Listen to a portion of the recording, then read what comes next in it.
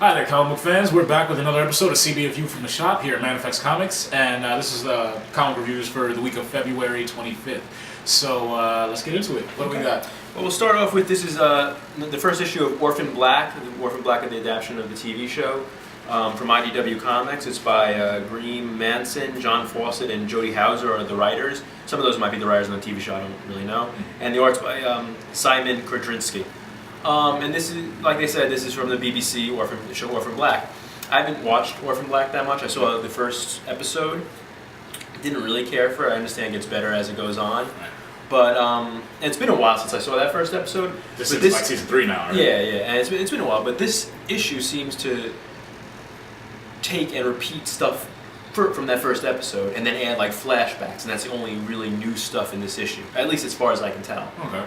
And as far as like TV adaptations of comics, I think the really good ones, the best ones, are the ones that can like stand on their own without having any knowledge of like the TV show. Say, wow, I really enjoyed this. Now I want to go see what the TV show is all about. Right. This one does not do that for me. I mean, I was reading it and I really like the art. I like the way that they frame the story and how it goes from like 1 minute it's the main character and then it's one of her clones, because Orphan Black deals with clones. I just learned that today. And but yeah, that it just bounces around from one of them back and forth, one of them back and forth. I like that storytelling, like the way that they had that whole stage. But then, like as the book progressed, it kind of started to get a little bit confusing. Where I found myself going back to the page and say, "Wait, who just said that?" Because I didn't notice that their hair was different. But I mean, all in all, yeah, like you said, it didn't really sell me on the show. But I know people that like it, and I mean, the concept is cool. So I'm willing to give it a try just on that alone. Yeah, no, and the fans of the show might like it more than I did. Right. But I think even fans of the show would look at it and say, "Well, I've seen this already. I've seen this before. Why am I buying this if I've seen it before?" Except for the flashbacks, and the flashbacks might be enhancing the story for them. But for me, it just did nothing. I don't know. Yeah, it's one of those books that I guess if you're a fan of the show and you want more, I think you definitely would enjoy it more than I did. But even for fans of the show, I don't know. I think they find it a little repetitive. If it is as close to the first episode as I think it is. So what are you giving it? I'll give it 3 out of 10 Nugos. The art was pretty good, but everything else I just didn't care for it. What we got next?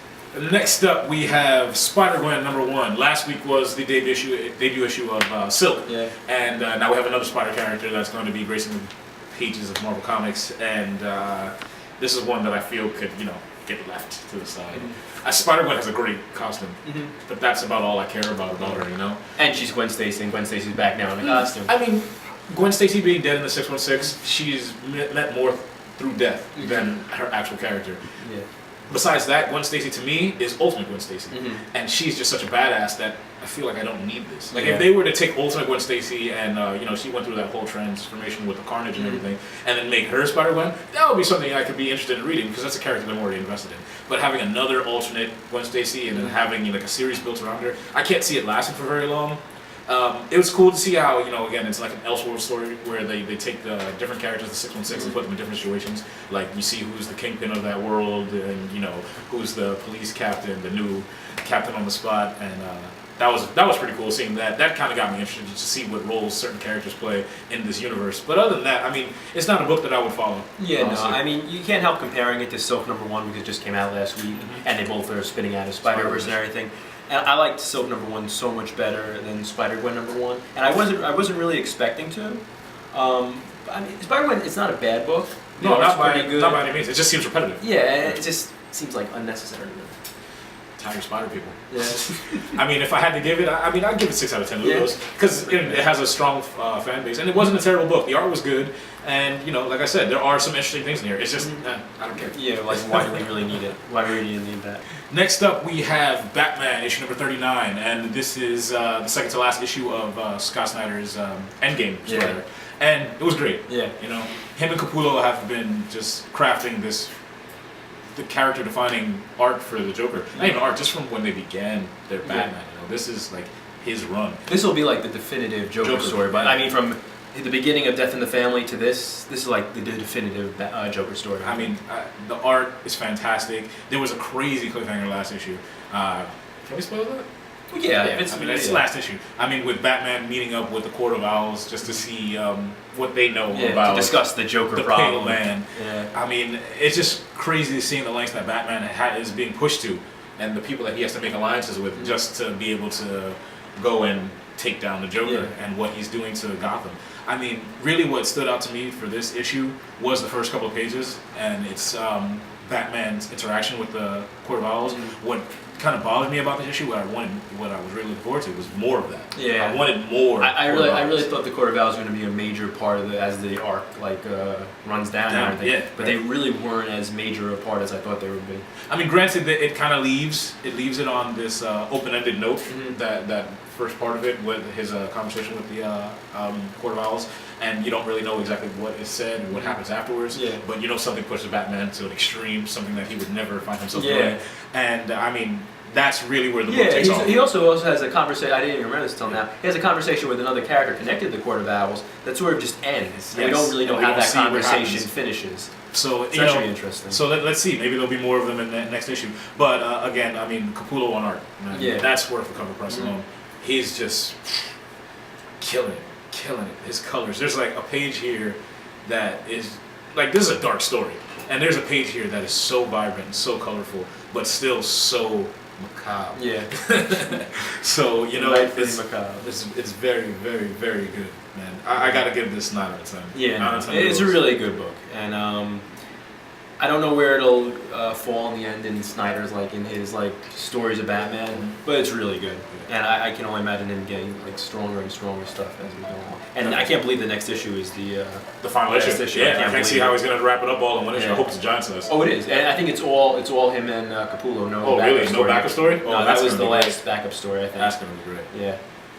All right, our last book. This is New Avengers number 30 by Jonathan Hickman, and who's the artist? The artist is Dalibor Talajic. I guess they were giving Kev Walker a break on this issue. I think Kevin Walker is actually. I think he's going to be missing a couple issues because I think Diodato and Pacheco are going to be bringing the heavy hitters back. Yeah, are going to be doing one issue. But I mean, if you've been with Hickman this long, leading up to Secret Wars, you're going to stick with him at this point, and it is so good, so epic. And if you've been watching our reviews up until this point, you know how we feel about this book. And this issue starts to give us not the answers that we wanted. You see the pieces on the playing board. He starts filling in the puzzle. Who their enemies are, and how for so long we were just guessing and throwing out ideas maybe it's this, maybe it's that, maybe it's this, and now we actually can have some concrete evidence as to what is behind the incursions and what is bringing about the end of the Marvel universe. This gives the full answer to who it's not a spoiler, who the Beyonders are. Right. Well, not the full answer, but who the Beyonders are, and the map makers and what they've been doing. Exactly. And their relationship to each other. And throughout all of Hickman's run, what they've been doing. And I mean, it has Cap written on the cover, but once again, I guess that would be one of the weak points if I had to point one out for this issue, is that you want to spend more time on that. But I think Hickman gives us as much time as we need. He highlights what's important about those stories that took place before the time jump. Yeah. You know? He does. He's done this before. It's a very exposition heavy issue, and he leaves you with just teeny teases of things that have happened that could probably fill out whole mini-series. I feel like he wants us to put it together, you know, because he keeps dropping certain phrases and then they'll be bold, and then you'll be like, wait a minute, go back, read that. That was from 30 issues prior. Yeah, no, because there's stuff in this book that goes back to his second arc on Avengers. And I actually had to ask you for the recap page. I had to go back and think, where the hell is that from? I've never seen that before. And there are so many epic moments in this issue. With some of, I don't want to spoil it, but with some of the Marvel Universe entities and everything, and so good. And in the end, you're left feeling that Secret Wars. These characters have there's no hope. Abandon all hope. That's what the moral of the story is. There are no there's nothing these heroes can do at this point to save the day. Yeah. It's just a great book. So what are we giving that? I have to give it 10 out of 10. Me too. It's so good. It's so good. I enjoy every time I read an Avengers book. I enjoy it. It's always the best. And I can't wait till Secret Wars, because Hickman's story with Soderbergh's art. It'll be like Ultimates all over again. Yeah, it's gonna be really good. All right, comic book fans, that's another episode of CBFU from the shop. And as always, buy comics. We'll see you next week. Bye, guys. Bye.